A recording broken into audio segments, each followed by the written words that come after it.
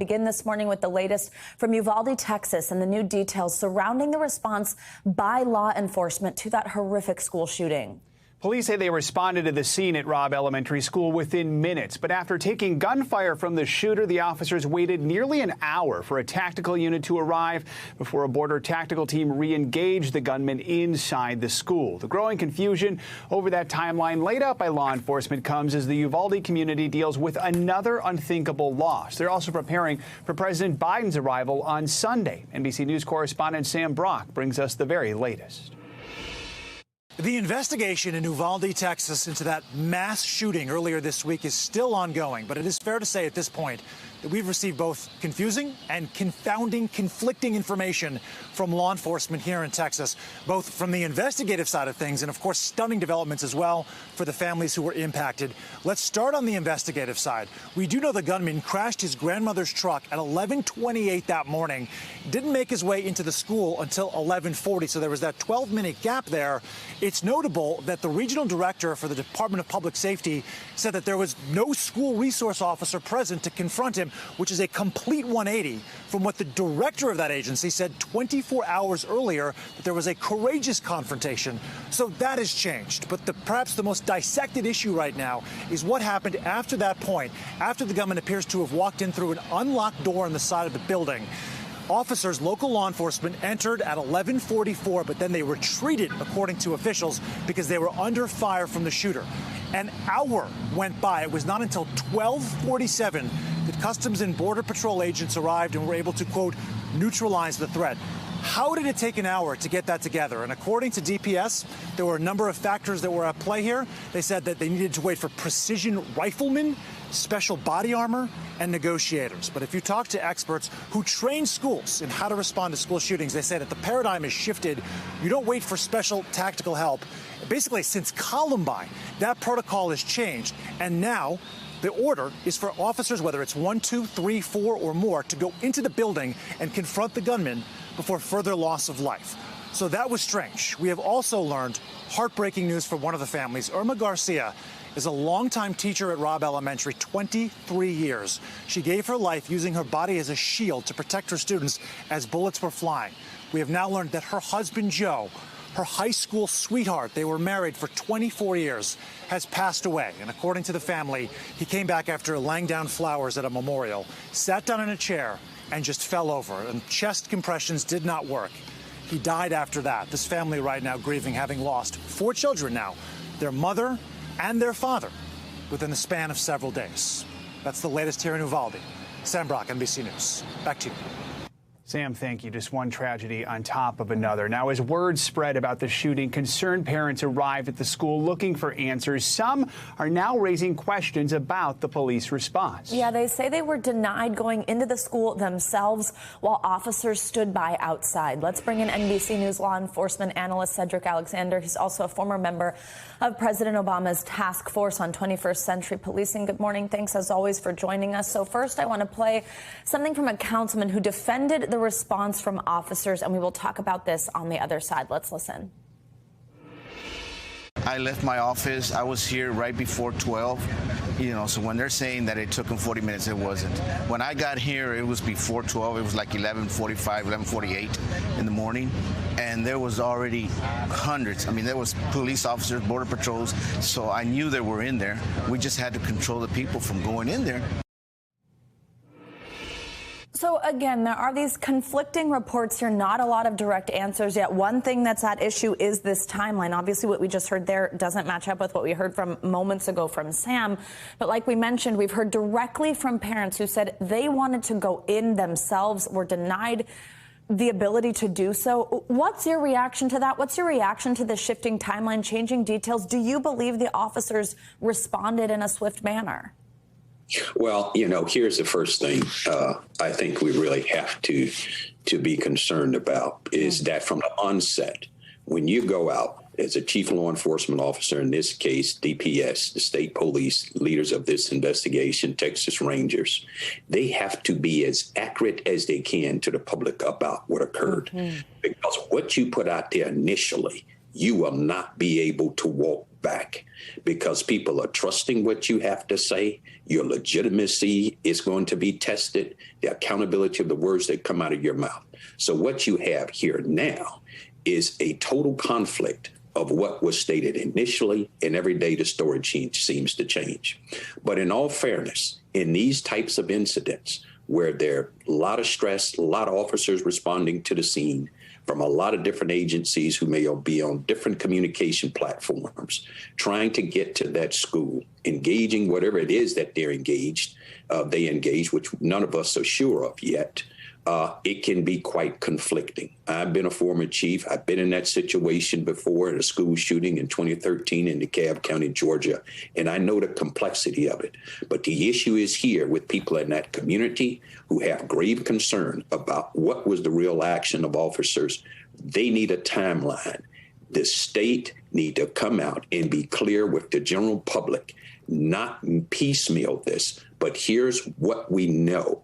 You have to be honest, you have to be forthright, and people have to have a sense of what you know what you're doing, because you're providing the leadership as law enforcement leaders in this incident, and people need to have a sense of confidence, and that's clearly not the case here, and it's so unfortunate. Cedric, all I keep thinking about is Columbine, which was 23 years ago. We keep saying that's the shooting that changed everything. It changed how we respond to these incidents. Now, we know this was a dangerous situation. Authorities say one officer responding was wounded. But based on what we know tactically, what could have been done differently here? Well, clearly, post-Columbine, one thing that we learn in law enforcement is this.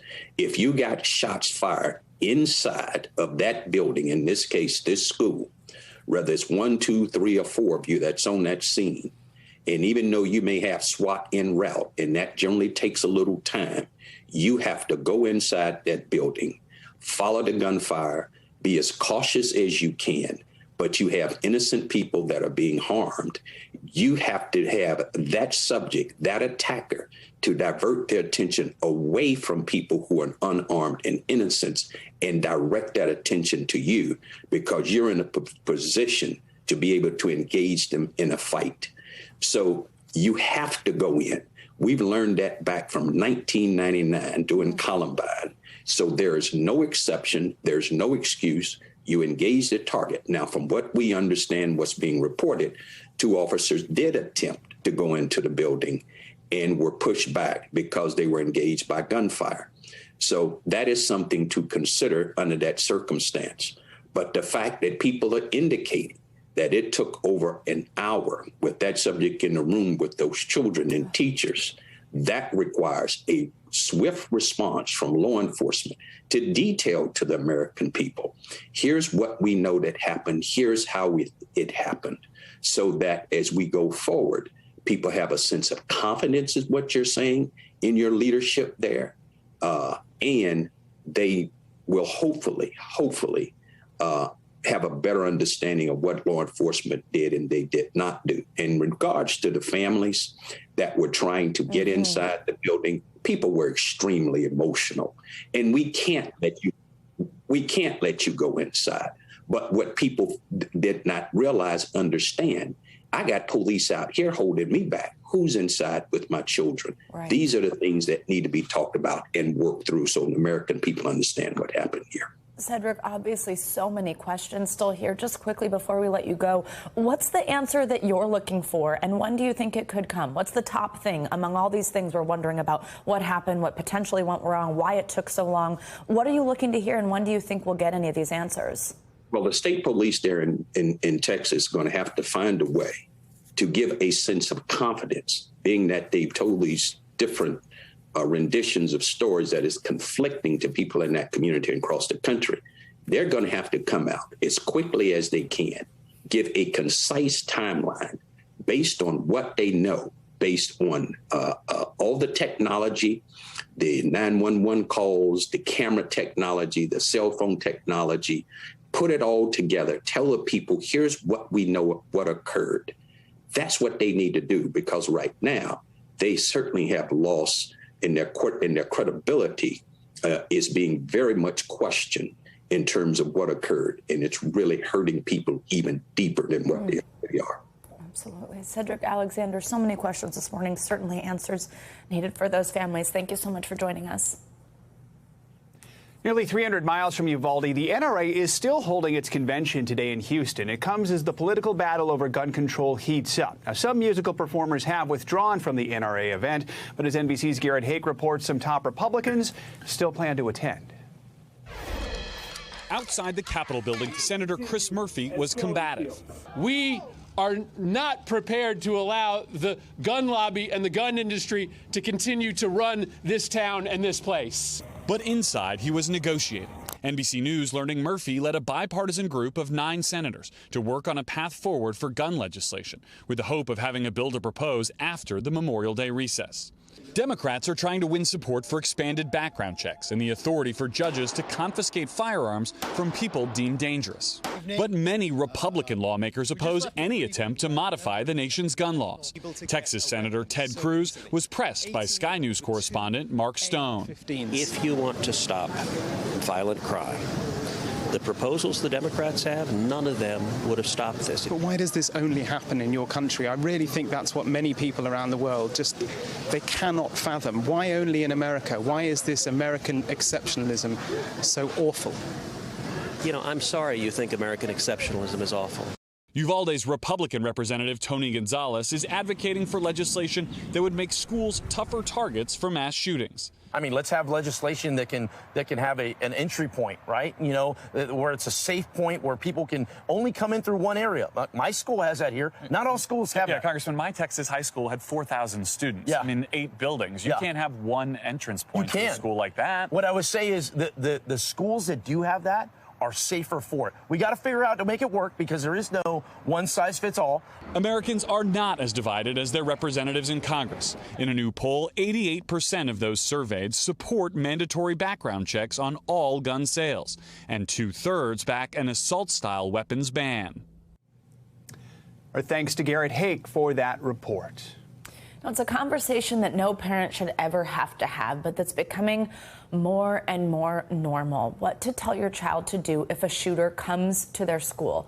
NBC News Now anchor Hallie Jackson spoke with some parents in Virginia who are trying to shield their kids from the violence, but also understand that talking about it could keep them safe.